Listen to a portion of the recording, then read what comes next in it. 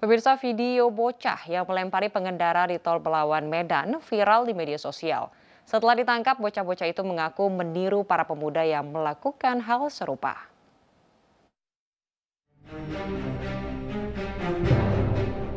Aksi pelemparan batu ke arah mobil yang melintas di pintu keluar Tol Belawan di kawasan Kampung Kurnia, Kota Medan, terekam kamera pemilik mobil.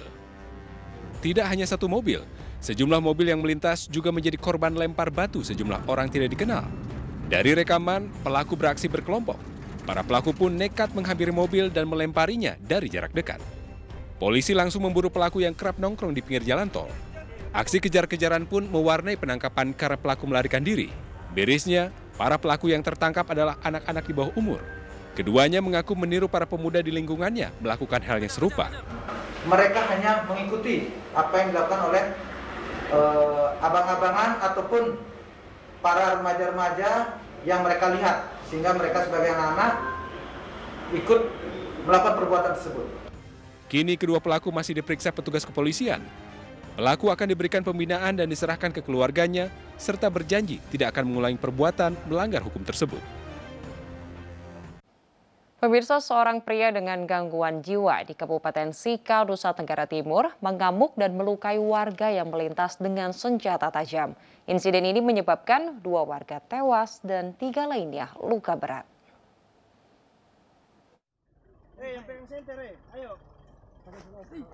Peristiwa tragis terjadi di Desa Urang, Kecamatan Waiblama, Kabupaten Sika, Nusa Tenggara Timur. Seorang pria dengan gangguan jiwa mengamuk dan menganiaya warga yang melintas menggunakan parang dan senapan angin. Korban yang dianiaya sebanyak 5 orang, 2 diantaranya tewas dan 3 lainnya luka berat. 2 korban tewas akibat tebasan parang yakni Wilhelmus Wahing, 87 tahun, dan Moat Leda, 60 tahun. Sementara 3 korban luka berat yaitu Marianus Mare, 36 tahun, Lukas Liku, 39 tahun, dan Markus Winarto, 22 tahun, tengah menjalani perawatan di RSUD TC Healers Maumere. Kelima korban merupakan warga Desa Urang, Kecamatan Waiblama. Pelaku diketahui melarikan diri ke arah hutan lindung di wilayah Desa Urang. Melakukan pengejaran di desa, baik di hutan lindung yang sering informasi dari tersangka, dan kita berharap kepada masyarakat untuk menyerahkan proses tersebut kepada pihak kepolisian dan tidak ada aksi balas dendam atau yang lainnya. Guna menjaga situasi tetap kondusif, aparat berjaga di desa tempat kejadian agar tidak ada aksi main hakim sendiri oleh warga. Dari Sika, Nusa Tenggara Timur, Joni Nura, iNews melaporkan. Pemirsa, video seorang oknum anggota TNI memukuli seorang pria di Kramat Jati, Jakarta Timur viral di media sosial. Diduga pemukulan dipicu karena motor korban menghalangi mobil pelaku yang melintas di jalan yang sempit.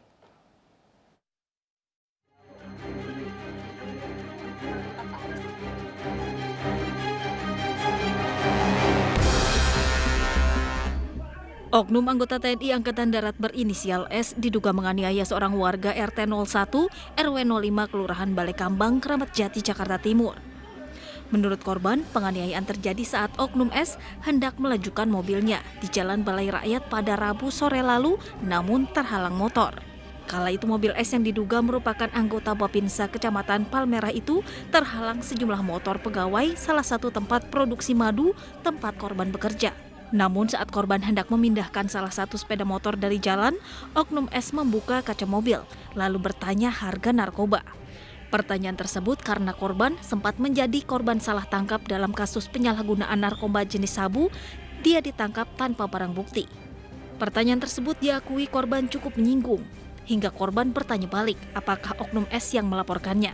Oknum S marah dan memukuli korban. Saya dipanggil, "Hei, ini kamu." Pas dia keluar mobil, saya dihantam perusahaan 2 kali, 3 kali, bahkan sampai 4 kali. Udah langsung saya dibabi buta sama dia. Udah, gak ada yang misahin juga sih sampai kejadian itu. Udah gitu aja sih. Aksi ini terekam CCTV salah satu rumah warga. Saat kejadian pun ada sejumlah saksi, namun tidak berani melerai. Karena pemukulan, korban menderita memar di beberapa bagian tubuh. Dari Jakarta, Rio Manik, iNews melaporkan. Kasus penembakan yang menewaskan seorang anggota polisi oleh keponakannya di Deli Serdang, Sumatera Utara bermotif sakit hati. Pelaku bahkan sudah merencanakan pembunuhan tersebut.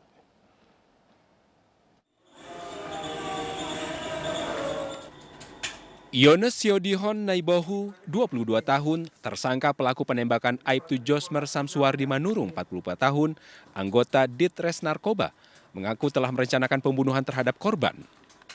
Pelaku yang merupakan keponakan dari korban sebelumnya telah mencuri senjata api yang baru saja dibersihkan oleh korban. Pelaku mengaku kesal karena sering dimarahi korban gara-gara ternak bebek milik korban yang dijaga pelaku. Pelaku sakit hati dan berniat untuk menghabisi nyawa korban. Korban yang mendatangi peternakan unggas miliknya di Jalan Sultan Serdang, Desa Bangunsari, sempat menegur pelaku karena banyak unggasnya yang mati. Tersangka pun langsung mengambil senjata api milik korban dan menembakkannya ke arah kepala korban hingga korban tewas. Kronologis berawal dari pelaku saat itu kesal dan marah karena dimarahi terus oleh korban. Dan pada saat itu korban mengambil senjata api milik korban yang ada di filing kabinet dan saat itu tidak terkunci sehingga pelaku mudah untuk mengambil senpi milik korban. Tersangka dikenakan pasal 338 dan 340 KUHP dengan ancaman hukuman 20 tahun penjara atau seumur hidup. Dari Deli Serdang, Sumatera Utara, Amiruddin, iNews melaporkan.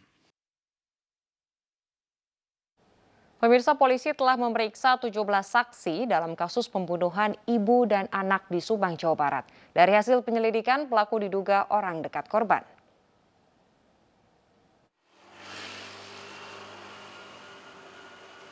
Polisi masih menyelidiki kasus pembunuhan ibu dan anak di Kecamatan Jalan Cagak, Subang, Jawa Barat. Rekaman kamera pengawas dan 17 saksi telah diperiksa selama 2 hari terakhir, termasuk suami korban dan istri mudanya.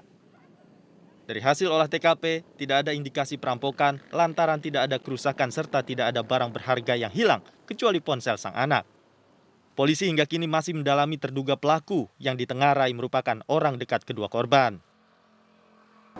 Diketahui dari hasil olah TKP maupun keterangan saksi-saksi, diduga pelaku ini mengenal korban ya, dan sudah mengetahui situasi di dalam rumah, di rumah tersebut. Dari jejak alas kaki ya, di sana ada dua tapak yang berbeda ya, jadi diduga lebih dari 1 orang. Sebelumnya ibu dan anak Tuti Suartini dan Amalia Mustika Ratu ditemukan tewas di bagasi sebuah mobil mewah di Jalan Cagak, Subang. Kedua jenazah ditemukan pertama kali oleh suami korban. Salah satu jenazah tidak mengenakan busana dengan luka parah di bagian kepala. Dari Subang, Jawa Barat, Tim Liputan iNews melaporkan. Pemirsa, korban fetis mukena di media sosial bertambah menjadi 10 orang. Meski pelaku telah meminta maaf, namun para korban tetap akan melaporkan kasus ini ke polisi karena merasa dirugikan akibat foto-foto mereka disalahgunakan pelaku.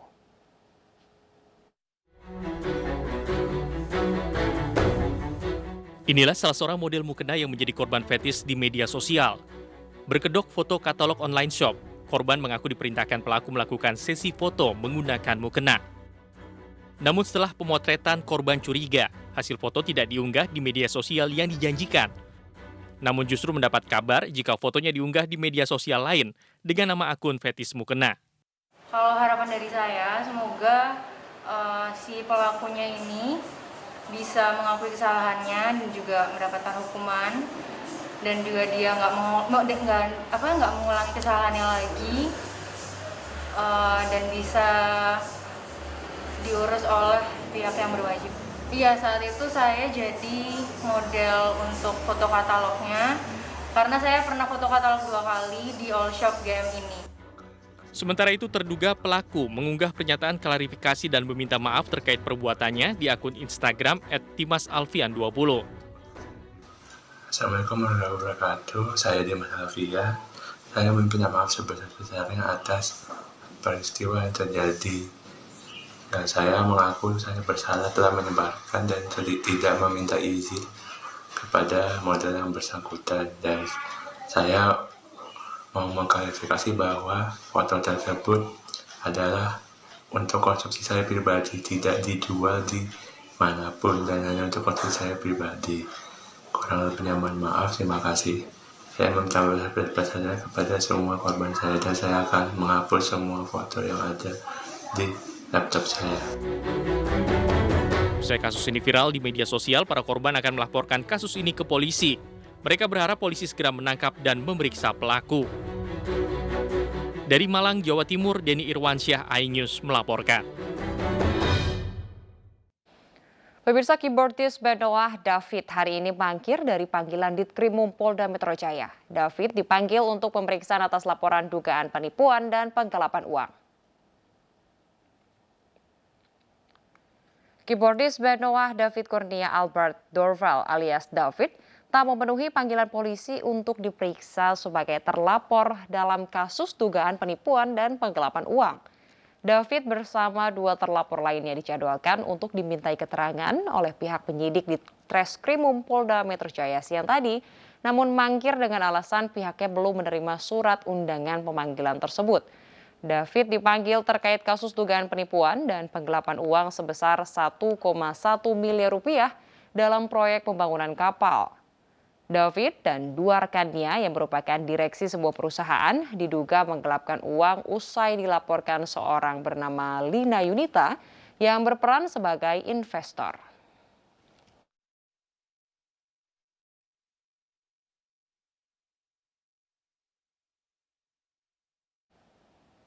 Pemirsa, ribuan orang terus memaksakan diri masuk ke Bandara Internasional Kabul untuk meninggalkan negaranya. Kami akan kembali dengan informasi selengkapnya usai jeda berikut.